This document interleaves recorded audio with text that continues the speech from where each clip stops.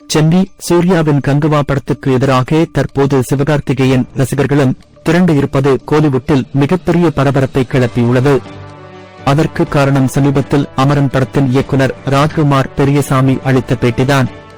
கமல்ஹாசன் தயாரிப்பில் ராஜ்குமார் பெரியசாமி இயக்கத்தில் சிவகார்த்திகேயன், சாய் பல்லவி நடித்து தீபாவளிக்கு வெளியான அமரன் திரைப்படம் 3வது வாரத்திலும் தியேட்டர்களில் அரங்கு நிறைந்த காட்சிகளாக ஓடிக்கொண்டிருக்கின்றன.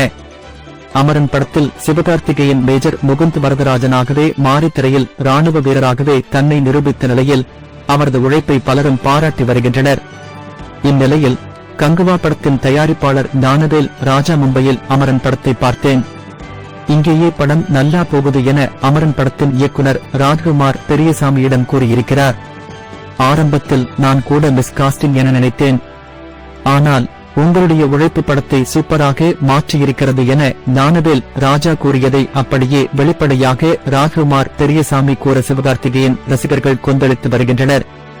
கோலிவுட்டில் நடிகர் அஜித் குமாரின் துணிவு படத்தின் வசூலையே சிவகார்த்திகேயன் தனது விடாமுயற்சியால் கடந்து விஸ்வரூபமாக வளர்ந்து வரும் நிலையில் சூர்யாவின் கங்குவா பட தயாரிப்பாளர் ஞானவேல் ராஜா சிவகார்த்திகேயன் தப்பான தேர்வு என முதலில் நினைத்ததாக பேசியது சிவகார்த்திகேயன் ரசிகர்களை கடுப்பாக்கியுள்ளது.